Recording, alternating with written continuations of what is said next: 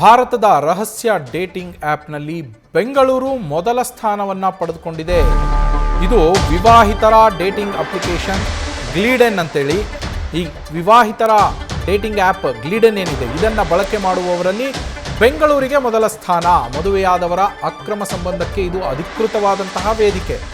ಅದರಲ್ಲಿ 65% ಬಳಕೆದಾರರು ಪುರುಷರಿದ್ದರೆ 35% ಮಹಿಳೆಯರು ಈ ಆ್ಯಪನ್ನು ಬಳಕೆ ಮಾಡ್ತಾ ಇದ್ದಾರೆ ಅನ್ನೋ ಮಾಹಿತಿ ಈಗ ಸಿಕ್ಕಿರುವಂಥದ್ದು. ಈ ಡೇಟಿಂಗ್ ಆ್ಯಪ್ನ ಬಳಕೆಯಲ್ಲಿ ಬೆಂಗಳೂರೇ ನಂಬರ್ 1 ಸ್ಥಾನದಲ್ಲಿ ಇರುವಂಥದ್ದು. ಒಟ್ಟಾರೆ ಇರುವಂತಹ ಬಳಕೆದಾರರಲ್ಲಿ 18% ಜನ ಬೆಂಗಳೂರಿಗರಿದ್ದಾರಂತೆ, 17% ಹೈದರಾಬಾದ್ನ ಜನ ಇದ್ದಾರೆ. 2ನೇ ಸ್ಥಾನದಲ್ಲಿರುವಂಥದ್ದು ಹೈದರಾಬಾದ್.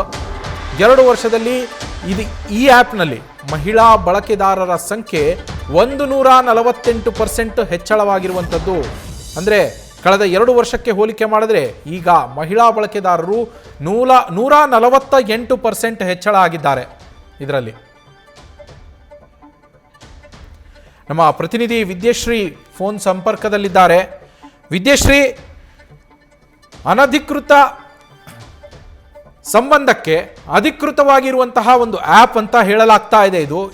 ಇದರಲ್ಲಿ ಬೆಂಗಳೂರು ನಂಬರ್ 1 ಸ್ಥಾನದಲ್ಲಿರುವಂಥದ್ದು. ಏನೆಲ್ಲ ಡೀಟೇಲ್ಸ್ ಸಿಗ್ತಾ ಇದೆ ವಿದ್ಯಾ? ನವೀನ್, ಭಾರತದಲ್ಲಿ ಸುಮಾರು 4 ಮಿಲಿಯನ್ ಅಂದ್ರೆ 40 ಲಕ್ಷ ಮಂದಿ ಬಳಕೆದಾರರಿದ್ದಾರೆ. ಈ ಆಪ್ ನ ಬಳಕೆದಾರರು ವರ್ಷದ ಹಿಂದೆ 3 ಮಿಲಿಯನ್ ಇತ್ತು, ಈಗ 4 ಮಿಲಿಯನ್ ಆಗಿದೆ. ಅಂದ್ರೆ 40 ಲಕ್ಷ, 30 ಲಕ್ಷ ಇದ್ದಿದ್ದು 40 ಲಕ್ಷವನ್ನ ಕ್ರಾಸ್ ಮಾಡಿದೆ. ಬೆಂಗಳೂರೇ ಹೈಯೆಸ್ಟ್ ಅನ್ನೋದು ಕಳೆದ ವರ್ಷದ ಡೇಟಾಗಳನ್ನ ಗಮನಿಸಿದ್ರೆ 20% ಇತ್ತು ಬೆಂಗಳೂರಿನ ಪಾಲು. ಆದ್ರೆ ಈ ಬಾರಿ ಅದು 18% ಆಗಿ ಇಳಿಕೆಯಾಗಿದೆ. ಅದು ಬೆನ್ನ ಹಿಂದೆನೆ ನೀವು ಹೇಳಿದ ಹಾಗೆ ಹೈದರಾಬಾದ್ ಇದೆ, ಅದಾದ ನಂತರ ದೆಹಲಿ 11%, ಅದಾದ ನಂತರ ಮುಂಬೈ 9%. ವೆರಿ ಇಂಟ್ರೆಸ್ಟಿಂಗ್ಲಿ 2025ರಲ್ಲಿ ಮುಂಬೈ ಸೆಕೆಂಡ್ ಪ್ಲೇಸ್ ನಲ್ಲಿತ್ತು, ಸುಮಾರು 19% ಬಳಕೆದಾರರನ್ನ ಹೊಂದಿತ್ತು. ಆದ್ರೆ ಈಗ ಬಳಕೆದಾರರ ಸಂಖ್ಯೆ ಕಡಿಮೆಯಾಗಿದೆ. ಮದುವೆಯ ನಂತರದಲ್ಲಿ ಅನಧಿಕೃತವಾಗಿ ಸಂಬಂಧವನ್ನ ನಾವೇನು ಅನೈತಿಕ ಸಂಬಂಧ, ಅಫೇರ್ಗಳು ಅಂತ ಏನು ಕರಿತೀವಿ, ಅಥವಾ ಅದಕ್ಕೊಂದು ನೆಗೆಟಿವ್ ಒಂದು ಇಮೇಜ್ ಇದೆ ಸೊಸೈಟಿನಲ್ಲಿ, ಅದನ್ನ ಈ ಆಪ್ ಪಾಸಿಟಿವ್ ಮಾಡುವಂತ ಪ್ರಯತ್ನ. ಅವ್ರು ಕೊಡ್ತಾ ಇರುವಂತಹ ರೀಸನ್ ಏನು?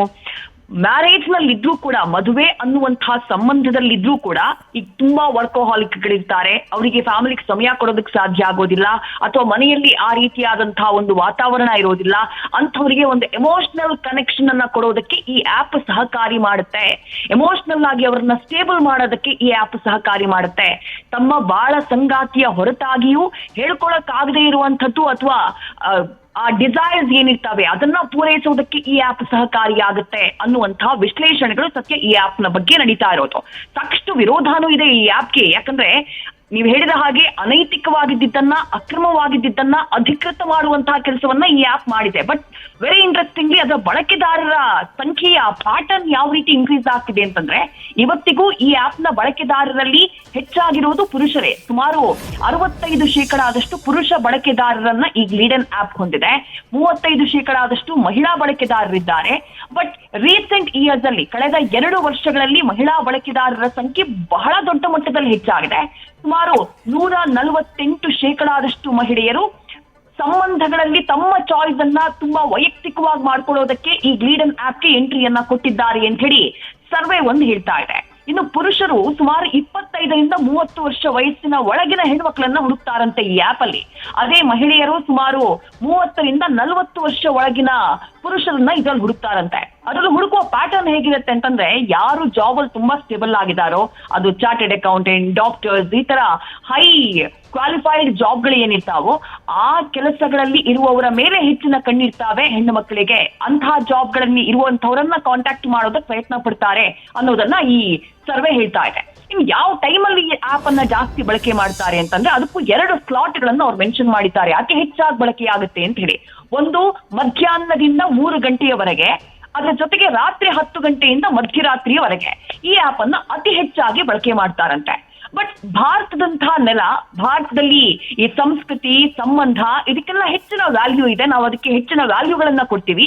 ಆದ್ರೆ ಅಂತಹ ನೆಲದಲ್ಲೇ ಈ ರೀತಿಯಾದಂತಹ ಬಳಕೆದಾರರ ಸಂಖ್ಯೆ ಹೆಚ್ಚಾಗಿರೋದು, ಈ ಆಪ್ ನ ಬಳಕೆದಾರರ ಸಂಖ್ಯೆ ಹೆಚ್ಚಾಗಿರೋದು, ಅದು ಸೋಷಿಯಲ್ ಮೀಡಿಯಾ ಬೂಮ್ ನ ನಂತರದಲ್ಲಿ ಇದು ಮತ್ತಷ್ಟು ಏರಿಕೆಯನ್ನ ಕಂಡಿರೋದು ಸಹಜವಾಗಿ ಕಳವಳಕ್ಕೆ ಕಾರಣ ಆಗ್ತಾ ಇದೆ. ಸಹಜವಾಗಿ ಬೇರೆ ಬೇರೆ ರೀತಿಯಾದಂತಹ ಚರ್ಚೆಗಳಿಗೆ ಕಾರಣ ಆಗ್ತಾ ಇದೆ. ಅದರ ಜೊತೆಗೆ ಇನ್ನೂ ಒಂದು ಪಾಯಿಂಟ್ ಅನ್ನು ಅವರು ಉಲ್ಲೇಖ ಮಾಡ್ತಾರೆ. ಎಲ್ಲಾ ರೀತಿಯ ಜನರೇಷನ್ ನವರು ಇದರಲ್ಲಿದ್ದಾರೆ ಅಂತ ಈ ಆಪ್ ನಲ್ಲಿ. ಜೆನ್ಸಿಗಳಿದ್ದಾರೆ, ಜೆನ್ಎಕ್ಸ್ ಇದ್ದಾರೆ, ಮಿಲೇನಿಯಲ್ಸ್ ಇದ್ದಾರೆ, ಅದಕ್ಕೂ ದೊಡ್ಡವರು ಕೂಡ ಇದರಲ್ಲಿದ್ದಾರಂತೆ. ಅಂದ್ರೆ ಜೆನ್ಸಿಗಳು ಫಿಸಿಕಲ್ ಇಂಟಿಮೆಸಿಗಾಗಿ ಬಂದ್ರೆ ಜೆನ್ಎಕ್ಸ್ಗಳು ಎಮೋಷನಲ್ ಸ್ಟೆಬಿಲಿಟಿಗಾಗಿ ಬರ್ತಾರಂತೆ. ಈ ರೀತಿಯಾಗಿ ಆ ಸರ್ವೆ ಇದನ್ನ ವಿವರವಾಗಿ ನೀಡುವಂತಹ ಒಂದು ಕೆಲಸವನ್ನ ಮಾಡಿದೆ. ಬಟ್ ಈ ಆಪ್ ನ ಬಳಕೆ ಅದು ಎಷ್ಟರ ಮಟ್ಟಿಗೆ ಸರಿ ಅನ್ನುವಂತಹ ಚರ್ಚೆ ಅದು ಸದ್ಯ ಆರಂಭ ಆಗ್ಬಿಟ್ಟಿದೆ. ನವಿ, ಥ್ಯಾಂಕ್ ಯು ವಿದ್ಯಾ.